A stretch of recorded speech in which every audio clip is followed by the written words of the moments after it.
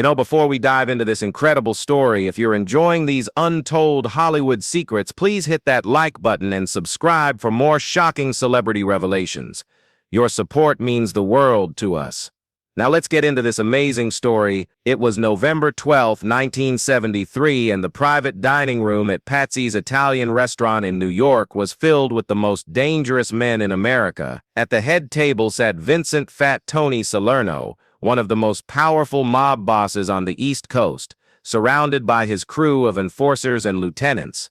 At the far end of the room, sitting quietly by himself, was Clint Eastwood. He had come to New York to meet with some investors about a new film project, but the dinner had quickly turned into something much more sinister. Fat Tony had been drinking heavily, and as the night wore on, his conversation became more crude and more personal. That's when he made the mistake that would change everything. Looking directly at Clint, Fat Tony raised his glass and said with a cruel smile, "Here's to dead brothers who can't protect themselves anymore." The room went completely silent. Everyone knew that Fat Tony was referring to Clint's younger brother, who had died in a car accident just 6 months earlier. What happened next would become one of the most legendary stories in both Hollywood and organized crime circles, the night Clint Eastwood showed the mob what real power looked like. Now, let me back up here and explain how Clint ended up in a room full of dangerous criminals and how one cruel joke led to the most shocking confrontation in entertainment history. Clint's involvement with organized crime figures began innocently enough. In the early 1970s, several of his films had been financed by investors with questionable backgrounds. It was common knowledge in Hollywood that some of the money behind major productions came from less than legitimate sources, but most actors tried not to think too much about where their paychecks originated. Everyone knew that mob money was floating around Hollywood, explained former FBI agent Robert Mueller, but most people in the industry looked the other way as long as they got paid. Clint had always been different. He insisted on knowing who was backing his projects and what strings might be attached to their investments. This attention to detail had brought him to Fat Tony Salerno's attention in 1972, when Clint began asking questions about the financing for High Plains Drift. Salerno didn't like actors who asked too many questions, noted crime historian Robert Lacey. He preferred people who took the money and kept their mouths shut.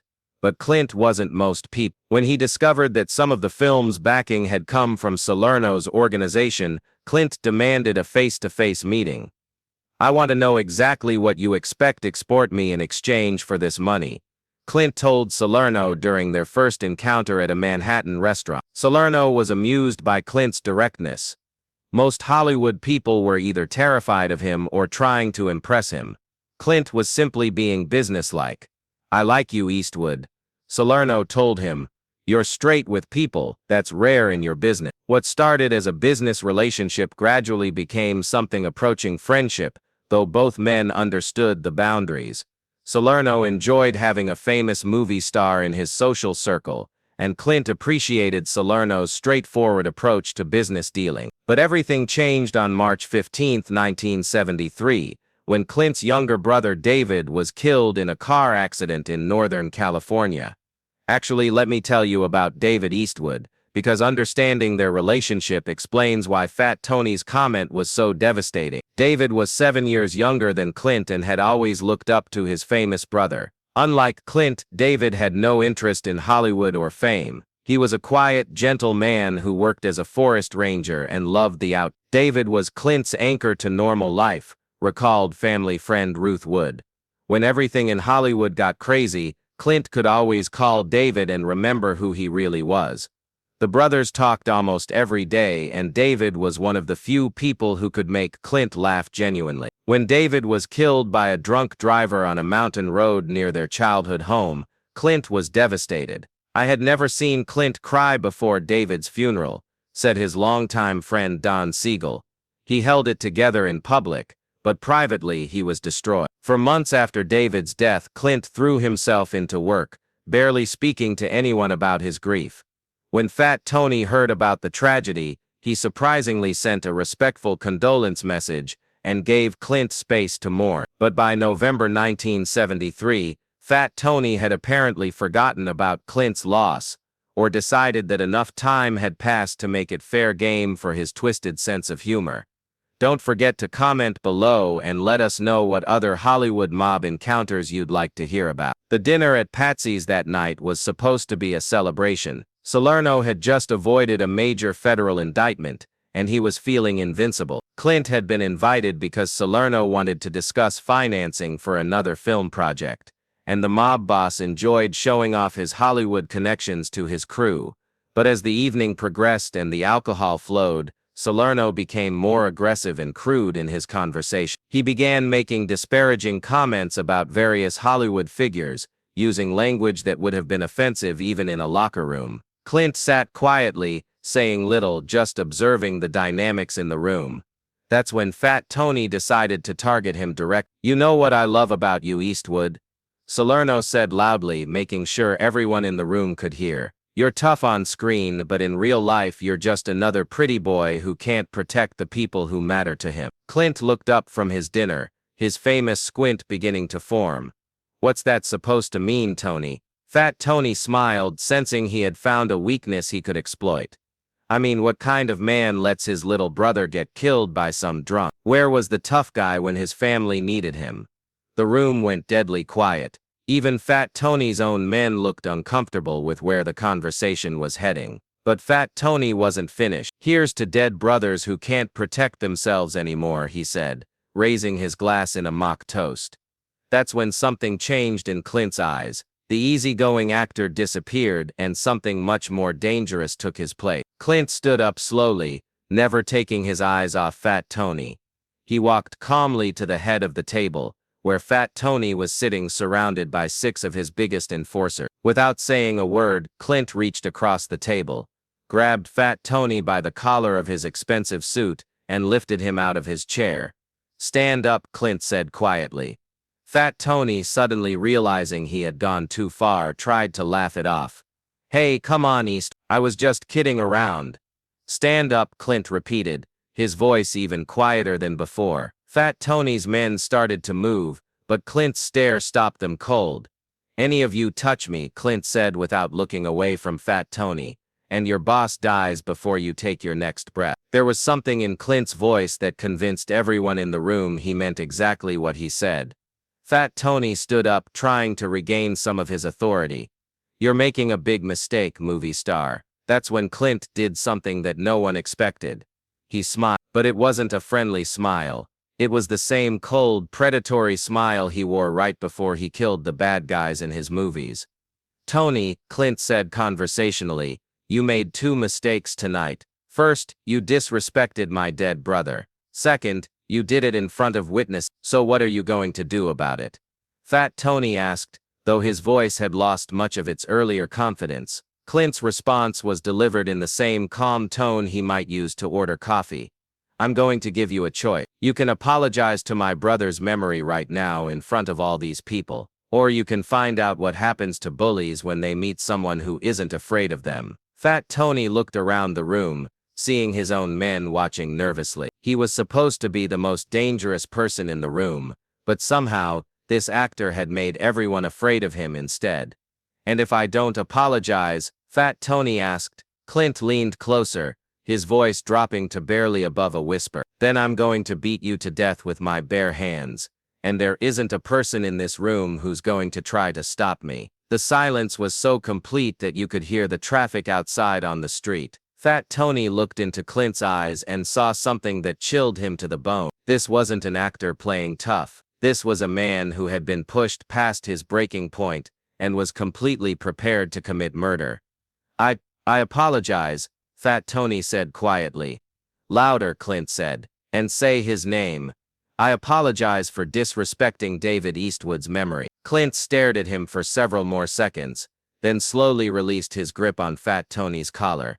"Good," he said. "Now we understand each other." Clint walked back to his seat, calmly finished his dinner, and then stood to leave. At the door, he turned back to address the entire room. "Gentlemen," he said politely, "if any of you ever mention my family again, I'll kill you. That's not a threat, it's a promise." And then he walked out, leaving behind a room full of dangerous men who had just learned that there are some people you don't mess with. no matter how powerful you think you are.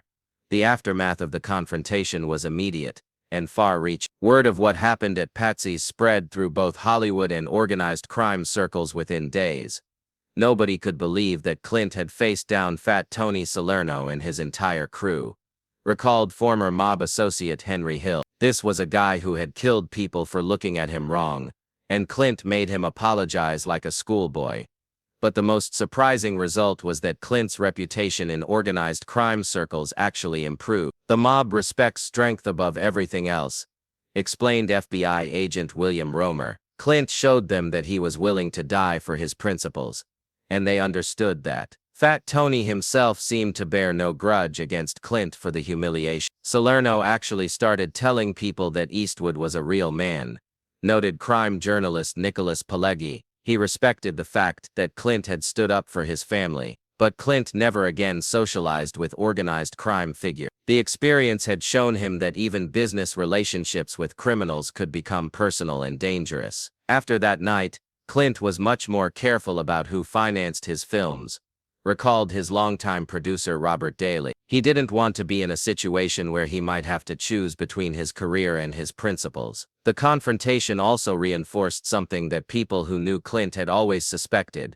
Underneath the calm exterior was someone you definitely didn't want to anger. Clint's screen persona wasn't really acting, observed director Don Siegel. It was just Clint being Clint. The toughness, the quiet intensity, the willingness to do whatever was necessary. That was all real. The incident changed how other actors dealt with organized crime figures in Hollywood. After word spread about Clint's confrontation with Fat Tony, other performers began standing up to mob-connected investors and producers who had previously intimidated them. Clint showed everyone that these guys weren't invincible, said actor James Caan, who had his own experiences with organized crime figures. If you stood up to them with real conviction, they would back down. The story also became legendary among Clint's co-workers and friends. Everyone who worked with Clint after 1973 had heard some version of the Fat Tony story, recalled actress Sandra Locke. It explained a lot about why Clint commanded so much respect on sets. People knew he wasn't just playing tough. He was but for Clint himself, the confrontation wasn't about proving his toughness. It was about defending his brother's memory and maintaining his own integrity in a business that often rewarded compromise and cowardice. Clint never bragged about what happened at Patsy's, noted his longtime friend and stuntman Buddy Van Horn. He saw it as something he had to do, not something he wanted to do. Fat Tony Salerno died in prison in 1992, still serving a sentence for racketeering. According to several sources, he continued to speak respectfully of Clint Eastwood until the end of his life. Fat Tony would tell younger mobsters that Eastwood was someone who couldn't be bought, intimidated, or broken, revealed former federal prosecutor Rudolph Giuliani. Coming from someone like Salerno, that was the highest possible compliment. When asked about the incident years later, Clint's response was typically understated.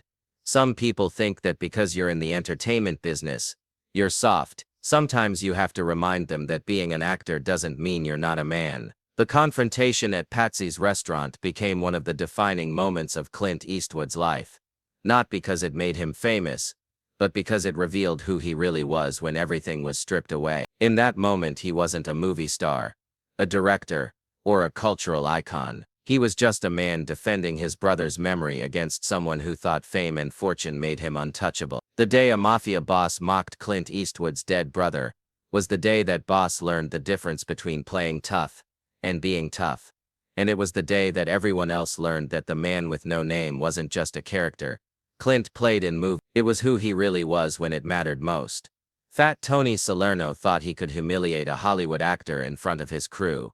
Instead, he got humiliated by someone who understood that there are things more important than money, power, or reputation. Family was one of those things, and dignity was another.